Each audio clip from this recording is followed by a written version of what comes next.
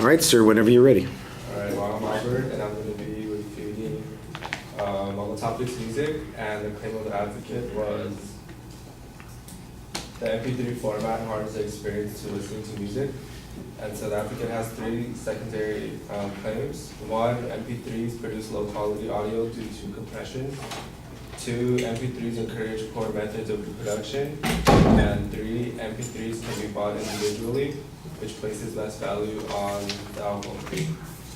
So my first response to the first secondary claim is going to be kind of like a counterclaim here, and that is going to be the compression of the audio file is an efficient way to music listening.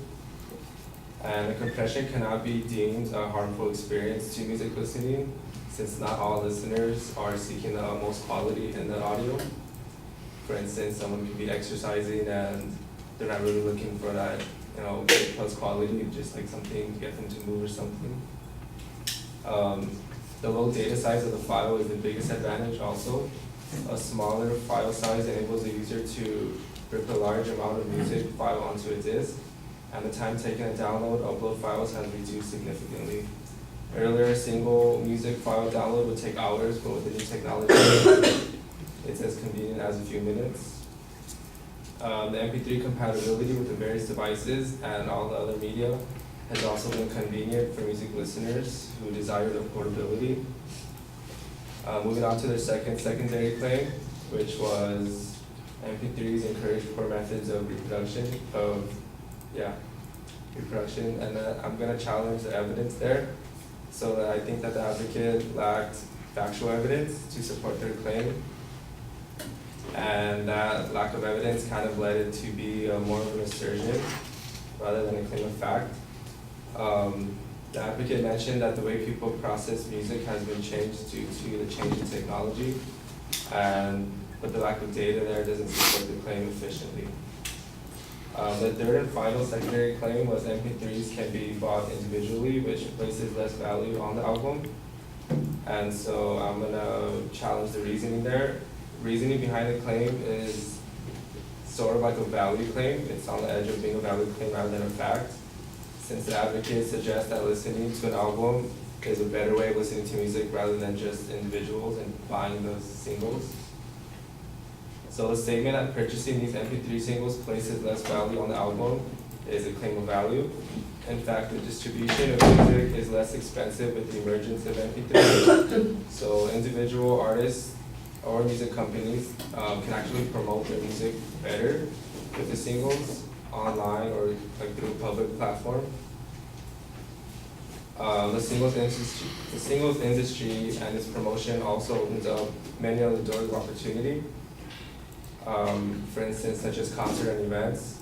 So according to IBIS World, the music industry's continued shift toward live performance has a 4.7 annual growth, and that also creates over 200,000 jobs per year. So essentially what these singles are doing, these MP3s and the promotion, I think it's actually a driving force to an artist's overall success. I don't think it's harmful to the experience. And that's it. Thank you.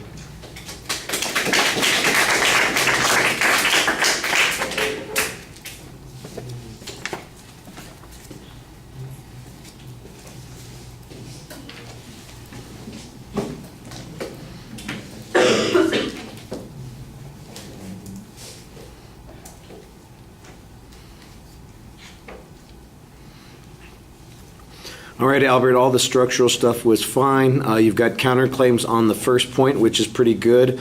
The challenge on the second point is that there's a lack of evidence, so you can't really make a conclusion out of this. You don't really have a counter-hypothetical in that situation. If you'd had any evidence in that point, that would be even more convincing. You've got the absence of evidence versus some evidence that suggests the alternative. I think that would have strengthened your particular argument. The reasoning challenge on the last point is basically more of a value argument. I do think you ought to point out that the advocate didn't explain what's better about listening to an album. I think you could confront the album issue a little bit more directly. Believe me, there are plenty of so-called concept albums that are mostly filler that don't have anything that most listeners find to be of that much value. That wouldn't be hard to probably demonstrate with a couple of examples. And the argument that a shift to the singles market has had an economic benefit, I think that's an interesting counterclaim, and you did a good job providing some evidence on that. All right, thank